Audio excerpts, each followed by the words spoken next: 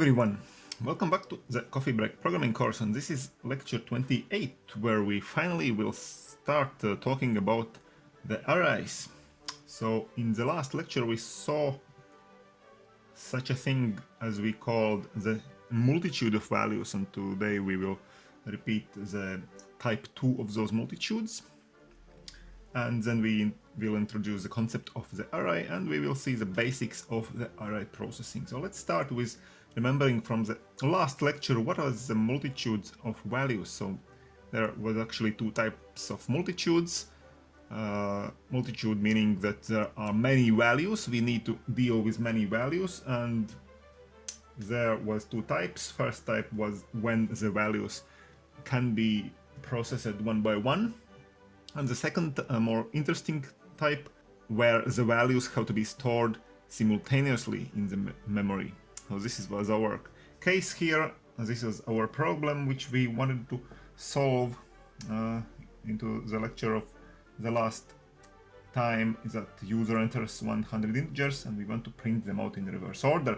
And of course we can't cope with 100 variables, which is not a reasonable solution, but we need to store all 100 values simultaneously in the memory, because we will only be able to start processing them, printing them out, when the user will have entered all of them. So we need to introduce one big variable. This is our solution here, to introduce not 100 variables but one big variable called the array. So let's see what is actually an array. So the concept of array is this, that the array is a construct that allows storing multiple values in one structure, just what we need in this case. And the biggest limitation of the array is that all the values must be of the same data type. So same data type. We only can store one data type values in one array. So how do we declare, how do we create an array? So this is our declaration command. So we write the data type, whose values we want to store in this array, int in this case. Then we write the variable name as always after the data type, and afterwards we use those square brackets inside which we write the amount of values which we want to store in one variable, in one array. So this variable x is now created as an array that can potentially store 5 integers. So this is how we declare an array. And also we can write the initial values for those 5 integers if we want during the declaration command. So we can write it also like that, declaration command int x5, and afterwards we use the assignment operator, and within those curly brackets this time we enumerate the values of the elements of the array. So 5 integers can be stored, so here we can write 5 integers separated by commas, meaning that the array elements has the starting values already. So in this case, in the first case here, we just declare the variable, but it is not initialized. It is just like we declare any variable. Let's say we write just int x, meaning that we declare the variable x, but it has not yet received a value. In this case, we assign the starting values. And also, it's not obligatory that we assign all 5 values for all those 5 elements. This is the maximum case, but we can also write it, for example, like that.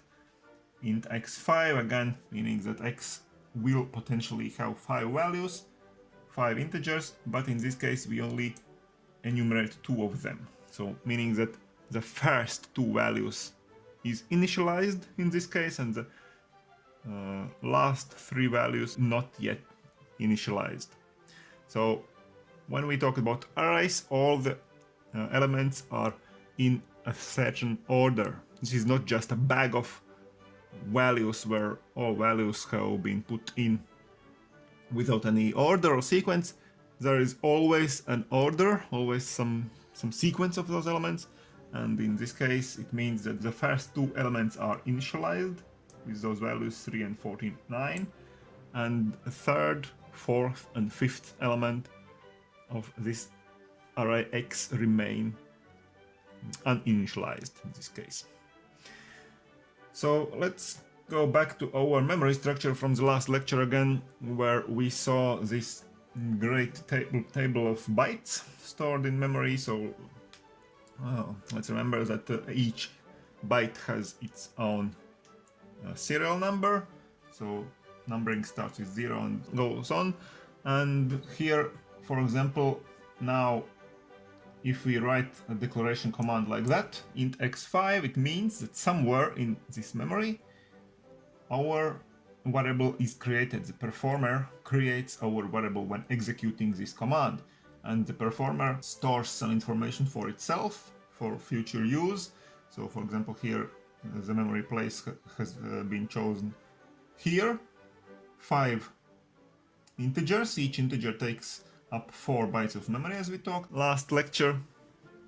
So in total, this array will take up 20 bytes of memory, and this is the information that the performer stores for itself. It stores that the variable x starts in this memory place 105 in this case, and takes up 20 bytes. 20 bytes in sequence from this memory place number 105, so until 124. This is now a reserved place for this variable x, and in this place the values of x will be stored. So now we have declared the variable, the array x. So the next question is how to access the elements, the particular elements of the array. So again, we have the serial number of elements. As always, numbering starts with 0, as always in C++, as we have already seen with the characters, where each character in the symbol table has a serial number or a position in the table. Also the bytes in the memory are numbered, and also here the array elements are numbered starting from 0. So for example, if we have an n element array, n being the length of the array, for example the 5 element array in the previous example, then our indexes will be from 0 to n minus 1. So from 0 to 4 in the previous example. So there will be the element number 0, element number 1, number 2, number 3, and the final element will be element number 4. And this is called the index. This numbering, this number, the serial number is called the index of the array, and the index is the main thing through which we can access the elements of the array. And this is how we do it syntactically. So we just write the array name, variable name x, and afterwards, within again those square brackets, we write the index of the element to which we want to have the access right now. So x3 means the element with the index 3, which actually is the array's 4th element if we count in the sequence, but since the numbering starts with 0, we write it like that. And for example, we can write something like that. We assign the value 17 to this element x3, so the 3rd or 4th element of the array x. And with such notation, x and some index in the brackets, with this we can do anything that we would do with the variable of the particular data type, of the data type int, for example, if it's an int type array. So we can assign an int type value, we can, for example, let user enter the value for this element, we can print out the value of this element, we can use this element to, for example, to assign the value of this element to some other variable of the same data type int, and so on. So, for example, if we go now back to this, our memory structure here, for example, we can write this x3 assign value 17. If we assign value 17, if we perform such a command, what does it mean? That means that the value 17 goes here. In this memory place, we write this number 17 because this element is the 3rd element of our array. This is element number 0, element number 1, element number 2, 3, and the last is element number 4 if our array is created like that we saw before, x5 of integers. So 17 goes here. So this is how the memory works in this case. Okay, so now let's talk about the array processing a bit more. So now we have seen how to access particular elements of the array, but now if we want to do some bigger things with the array, so not just with one element, but for example perform some operation on all the elements of the array, so we can't perform primitive operations on arrays. Primitive operations meaning that these operations we have seen with the primitive data types like int, double, bool, char, primitive operations like assignment operation, for example, or comparison operations or something like that. So for example, one example how we can't do. So for example, here we can introduce two arrays, two variables, r1 and r2 are both arrays of 5 integers, and for one of them we have assigned the starting values from for the array r1.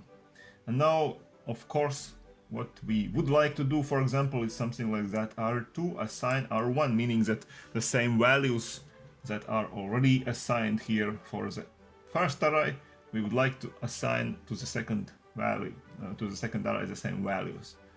Okay, or perhaps we could want to compare those two arrays and ask whether or not they are equal. But of course, these are things that we can only perform on primitive data types. So this is not a correct way of writing things here. This will not work. This will work in quite a different manner actually. We can write assignment operators for arrays also like that, but it means a different thing, and we will talk about this array assignment thing later in our course. But for now, just we have to remember that we can only perform primitive operations on particular elements, on those primitive values of the array, so not on the whole array. So for example, here in this case, it is shown how we usually perform elements on the whole array. We create a loop that goes through the array. For example, in this case, we again have the same 5-element integer array. The length of the array is 5, which means that we create a loop that executes exactly 5 times. So we create this variable I within the loop that will serve as the index. Here we can see that we use the variable I as an index for the array. So of course the index can change only in those borders, starting from 0 and ending with 4.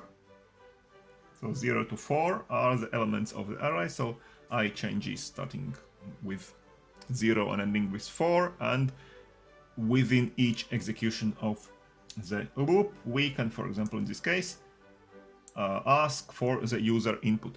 So the user will input all the elements of the array one by one. So first full array number 0 element, afterwards array number 1, number 2, number 3 and number 4. So all 5 elements of the array will be entered by the user, and this is a very, very typical situation to create such a for loop that goes through the whole array, and then we can perform whatever we like with each element of the array separately, whether it be a user input, whether it be some other operation. We can assign values, particular values to the array elements, or print them out, or anything else. Okay, so let's now go back to our former problem where user enters 100 integers and we want to print them out in reverse order. So now, having the array, this is a very easy task to do actually. So in this case we need an array of 100 integers. So we create, for example, an array x of 100 integers. So this is how we create a very big array. And then we have 2 for loops. So in the first for loop, the user input happens here, And in the second for loop afterwards, when the first loop is done, we just go through the array again and we print the elements out. And it can be noticed here in the brackets for the for loop that in the first case the loop looks just like in the previous example. So we start the index variable I from 0 and we end with 99, while I is less than 100, because the length of the array is 100, so the indexes will be from 0 to 99, of course.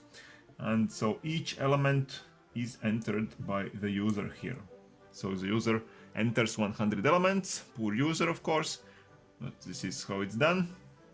And afterwards, when this for loop ends, everything is entered, so we have a complete and filled array in the memory. And now what we have to do, we have to print them out, those elements, in reverse order. So in this second for loop, we go through the array in the reverse order, as we can see here.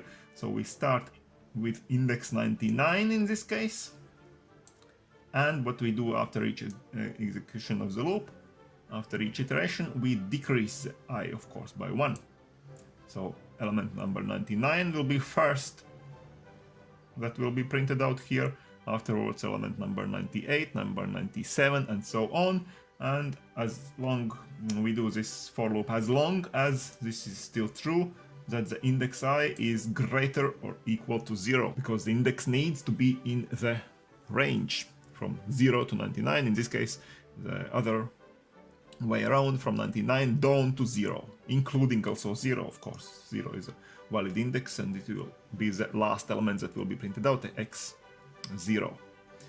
Because that's why we write it like that. I is greater and or equal to 0. Also equalities need to be included here. Okay, that's the basics about the arrays. We saw the simultaneous multitude of values that we want to deal with in this lecture. So we introduced the concept of the array and we saw the very basics of the array processing. And in the next lectures, of course, we will continue looking at arrays from different perspectives and using arrays for many different other purposes. Okay, that's it for today. Come back again tomorrow for the homework of today's topics and keep tuned to my channel, subscribe to it, and see you soon. Bye!